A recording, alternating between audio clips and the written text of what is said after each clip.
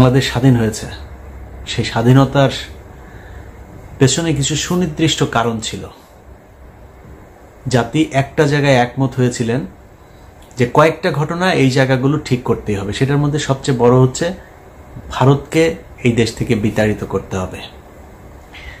শেখ মুজিব আওয়ামী লীগ এইটার নামে এই দেশে আর রাজনীতি করা যাবে না। যেই কারণেই 5 তারিখের পরপরই জনগণ যেখানে শেখ মুজিবের ছবি পেয়েছে, আওয়ামী লীগের ছবি পেয়েছে, পোস্টার পেয়েছে, সেগুলো সব ধ্বংস করেছে। তারপরে ঘটনা প্রবাহ আপনারা সবাই জানেন। সবার আগে শুরু করেছেন বিএনপির মহাসচিব মির্জা ফখরুল ইসলাম আলমগীর। তিনি বললেন তার হৃদয়ে রক্তক্ষরণ হয়েছে শেখ মুজিবের এই ছবি দেখা নিয়ে। তারপর আমার একসময়ের খুব প্রিয় একজন আপা ছিলেন রুমিন ফারহানা। এই প্রিয় আপা তিনি বললেন যে ছাত্রলীগকে নিষিদ্ধ করার এই সরকার কে? এরপরে এসে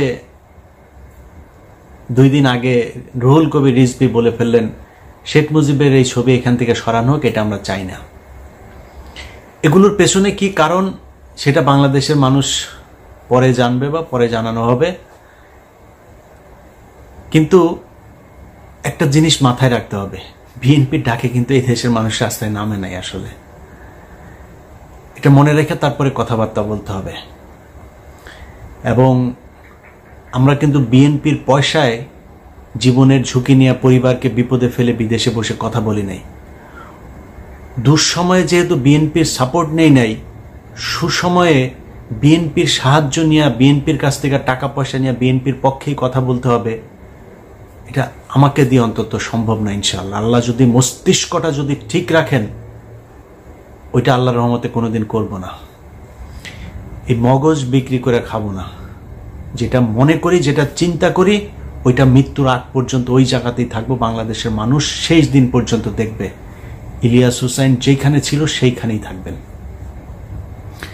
অতএব আপনারা যদি মনে করেন ভারতের পক্ষে থাকবেন, আওয়ামী লীগের পক্ষে থেকে তারপরে আপনারা রাজনীতি করবেন, 2001 থেকে 5 পর্যন্ত আসলে এত বিশাল ভালো কিছু করেন নাই। সরি, আমার একদম এইভাবে বলতে ইচ্ছা করে নাই, কিন্তু বলে ফেললাম।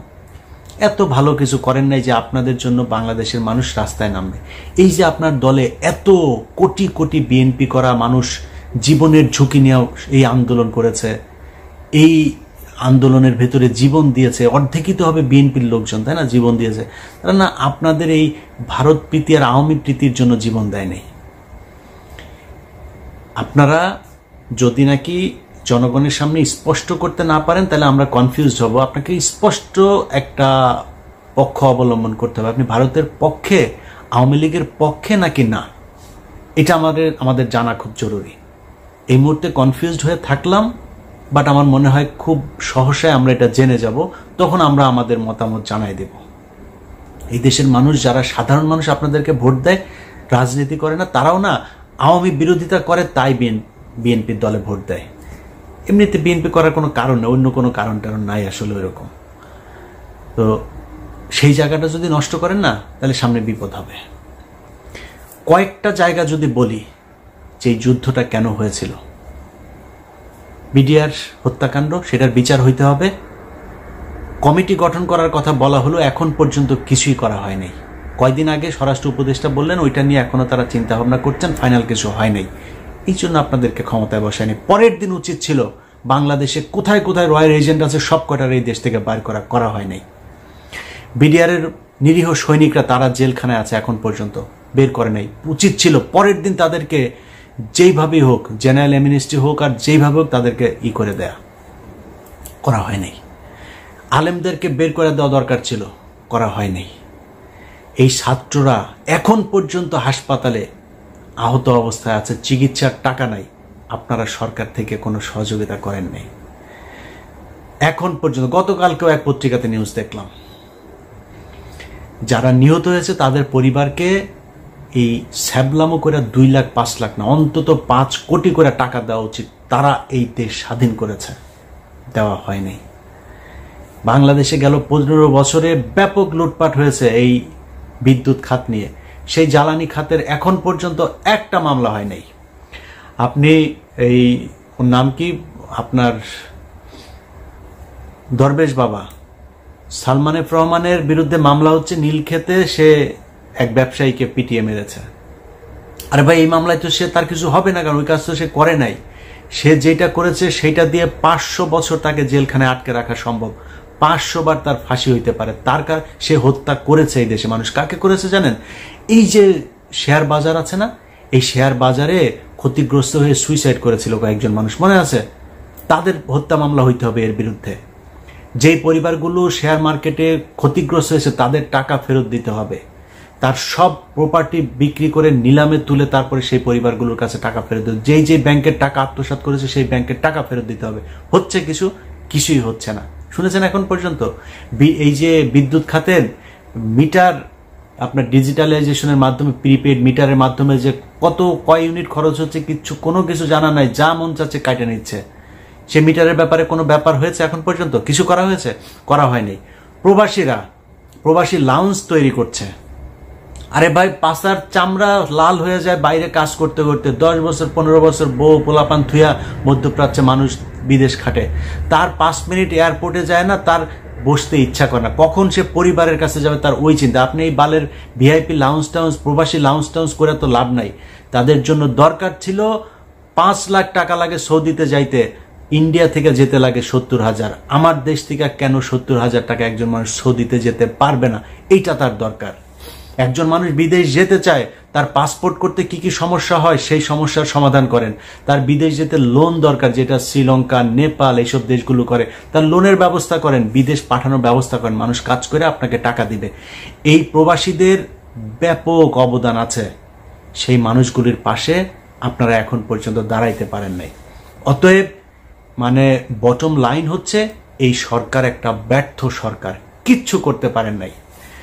সবশেষ যেই কাজটা করেছেন, মোস্তফা সরওয়ার ফারুকীরে এখানে নিয়ে এসে যেই মানুষরা এই দেশে জীবন দিয়েছে, যে আলেমরা রাস্তায় নেমে এসেছিল 5 তারিখে, সেই আলেমদের মধ্যে থেকে 5 জনকে আপনারা ধরে নিয়ে গিয়েছেন এটার প্রতিবাদ করায়। মোস্তফা সরওয়ার ফারুকীর সংস্কৃতি মন্ত্রণালয় এখন এত কিছু করার এত প্রয়োজন পড়ে নাই। এখন পর্যন্ত মানুষ খাবারের টাকা নাই, মানুষের জিনিসপত্রের দাম হু হু করে বাড়ছে, সিন্ডিকেট ভাঙতে পারেন নাই। সব জায়গায় আওয়ামী লীগের লোককে আইনে এখন আপনি বাণিজ্য উপদেষ্টা বানাচ্ছেন। এই জন্য তারা জীবন দিয়েছিল, এই জন্য তাদের কোনো জায়গার মধ্যে আপনি ব্যবস্থা নিচ্ছেন না। আওয়ামী লীগের লোকজনকে এনে এনে তারপরে বসাচ্ছেন, মুজিব প্রেমীকে এনে তারপরে আপনি উপদেষ্টা বানাচ্ছেন। এই জন্য বাংলাদেশের মানুষ আপনাদেরকে কি করেছিল? 2 জন মানুষ আছে, একজন নাহিদ, একজন আসিফ, এই 2 জনকে উপদেষ্টা বানানো হয়েছে। আরেকজন মাহফুজ আলম ছিল প্রধান উপদেষ্টার বিশেষ সহকারী, তাকে এনে উপদেষ্টা বানানো হয়েছে। আপনার মনে হয় এটা তার জন্য প্রমোশন? তাকে ওইখান থেকে সরিয়ে দেওয়া হয়েছে যাতে এই আসিফ নজরুল গং, যারা প্রথম আলোর গং, তারা এই ডক্টর মোহাম্মদ ইউনূসের কান ভারী করতে পারে। কারণ ইউনূস তো যেটা সত্য কথা, সে তো বাংলাদেশের কোনো কিছু চিনে না, বাংলাদেশের মানুষকে সে ঠিকমতো চিনেও না, সারা জীবন ছিল বাইরে। সো তাকে কেন রাখা হয়েছে? যেহেতু উনি সবার কাছে সমাদৃত, আন্তর্জাতিকভাবে আমাদের এখন টাকার ক্রাইসিসে আছে, রিজার্ভ ক্রাইসিসে আছে, তাকে দিয়ে আমরা বিদেশের সাথে লবিংগুলো করতে হয়, এই জন্য তাকে বসানো, সবাই মেনেও নিয়েছে। কিন্তু তাকে দিয়ে এখন যে এই যে প্রথম আলো সহ বিভিন্ন জায়গার এই যে যারা প্রোডাক্ট, এই প্রোডাক্টগুলোকে বসানো হচ্ছে। আপনি দেখেন ডেইলি স্টারের এই যে সাবেক ডেইলি স্টারের প্রোডাক্ট আকবর হোসেন বিবিসির, তাকে বানানো হয়েছে লন্ডনের প্রেস মিনিস্টার। ওয়াশিংটনের বানানো হয়েছে গোলাম মর্তুজা। এই গোলাম মর্তুজার কথা ভুলে গিয়েছি আমরা। 2018 সালে নির্বাচন পর্যন্ত সে যেইভাবে ন্যাকেডভাবে ন্যাংটা হইয়া তারপরে আওয়ামী লীগের পক্ষপাতিত্ব করেছিল, 18 নির্বাচনের পরে সে চুপ। তাকে সুশীল বানায় এনে বসানো হইল কোথায়? ডেইলি স্টারে। সে আওয়ামী লীগের বিরুদ্ধে কথা বলে, এগুলো আমরা বুঝি না? এগুলো রয়ের প্ল্যান বি এর অংশ। তাদেরকে এখন এই জায়গায় নিয়ে বসানো হচ্ছে। অতএব যারা যারা মনে করছেন যে বাংলাদেশ স্বাধীন হয়ে গিয়েছে এবং এদেরকে দিয়ে ভালো কিছু সম্ভব, আমি আপনাদেরকে গ্যারান্টি দিয়ে বলে রাখলাম যে এই যারা উপদেষ্টা হয়েছে তাদের ব্যাপারে আপনাদেরকে ব্যবস্থা নিতে হবে। তাদের বিরুদ্ধে যদি প্রয়োজন হয় তাহলে মাঠে নামতে হবে, মাঠে নেমে তাদের ব্যাপারে, তাদের বিরুদ্ধে আবার ফের যুদ্ধের ডাক দিতে হবে। আমি মনে করি যারা ছাত্র আছে, ছাত্রদের থেকে আরো বেশি প্রতিনিধি উপদেষ্টা পরিষদে যেতে হবে, যারা জীবন দিয়েছে, যারা ওই সময়, আমরা এখন শুধু 2 জন উপদেষ্টাকে বাইরে দেখছি, বাকি উপদেষ্টারা নাই। তারা তো জীবন দিতে এসেছিল, তারা কোথায়? তাদেরকে এনে উপদেষ্টা বানাতে হবে। ডক্টর কনক সারোয়ার, পিনাকি ভট্টাচার্য, তাদেরকে উপদেষ্টা বানাইতে হবে। মানে আমার নামটা আমি বললাম না, কারণ হয়েছে যে আপনারা আবার মনে করেন না যে আমারটা মানে আমি হইতে চাই এই জন্য আমারটা আবার আরেকজন বলবে, এই জন্য না, আমারটা বলে রাখি।